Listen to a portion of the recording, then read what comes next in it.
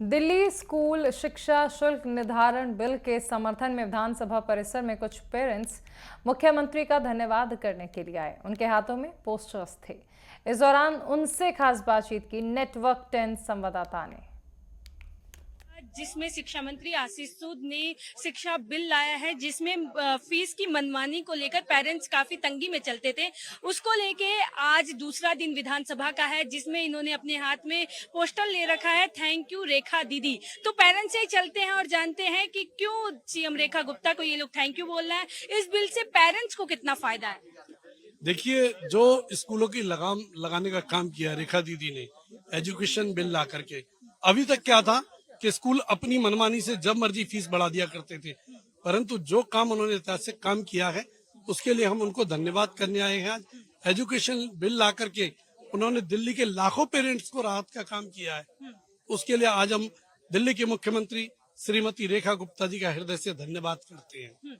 पर वहीं कुछ पेरेंट्स आज प्रोटेस्ट भी करते हुए दिखाई दे रहे हैं, जिसमें दिल्ली कांग्रेस कमेटी के अध्यक्ष देवेंद्र यादव भी मौजूद थे, आम आदमी पार्टी के नेता भी मौजूद थे। उनका ये कहना है कि ये जो बिल आ रहा है वो भारतीय जनता पार्टी जो स्कूल के लोग हैं उनसे टाई अप कर रखी है। गलत बोल रही है वो, बिल्कुल गलत है। मैडम देखिए, पता है क्या, पिछले 10 सालों से दिल्ली में सरकार थी आम आदमी पार्टी की, कोई काम नहीं किया। उनके समय में सिर्फ दिल्ली में लूट और काला बाजारी का काम चला। आज उनको दर्द होता है क्योंकि उनकी साठगांठ कहीं ना कहीं इन प्राइवेट स्कूलों से थी और मनीष सिसोदिया ने जितना दिल्ली को लूटा गए उसका जवाब तो तिहाड़ में जाकर के भी मिल चुका है। कहाँ देने चले थे शिक्षा और दे दी बच्चों के हाथ में शराब की बोतल।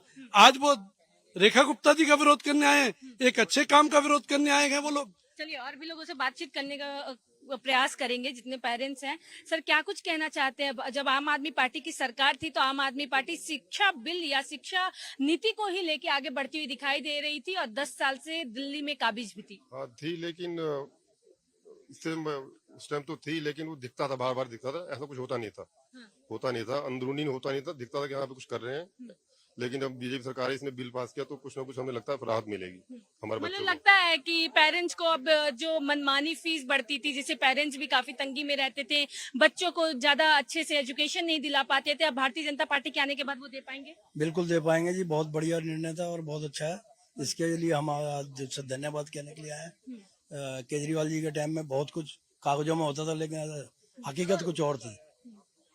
वो आज जो है पूरे तरीके से इन्होंने जो है लागू कर दिया, बढ़िया। कि भाई जो भी दिल्ली सरकार ने इस विषय में बिल लाकर एक कदम उठाया है वो प्रशंसनीय कार्य है और इससे अभिभावक जितने भी हैं दिल्ली, जिनके बच्चे स्कूल पब्लिक स्कूल्स में पढ़ रहे हैं, जो मनमानी फीस की त्रासदी अभी तक झेल रहे थे, उन सबको इससे राहत मिली है और ये एक प्रशंसनीय कदम है और इसीलिए आज उनके मुख्यमंत्री जी को हम धन्यवाद प्रेषित करने के लिए यहाँ पर आए हैं। चलिए, जिस तरीके से आपने देखा कि इनके हाथ में बैनर है, इन्होंने थैंक यू रेखा दीदी लिखा हुआ है और जिस तरीके से ये लोग, आज विधानसभा का दूसरा दिन है और कल करीब 6-7 बजे तक विधानसभा सत्र चला, जिसमें ये बिल पेश किया गया है। अब आगे की रणनीति क्या कुछ बनाई जाती है, क्योंकि लगातार कांग्रेस की तरफ से, आम आदमी पार्टी की तरफ से सियासीकरण किया जा रहा है। जब से ये बिल कल से आई है तब से कहीं ना कहीं कांग्रेस और आम आदमी पार्टी के अंदर खलबलाहट भी दिखाई दे रही है। आज वो सड़कों पे भी उतरे थे और उनका ये कहना है कि ये काला दिन लाने का कोशिश कर रहे हैं दिल्ली में। अब आगे भारतीय जनता पार्टी इस बिल को किस तरीके से प्रस्तुत करती है दिल्ली की जनता के साथ, कैमरामैन अजय के साथ मैं पल्लवी श्रीवास्तव, नई दिल्ली।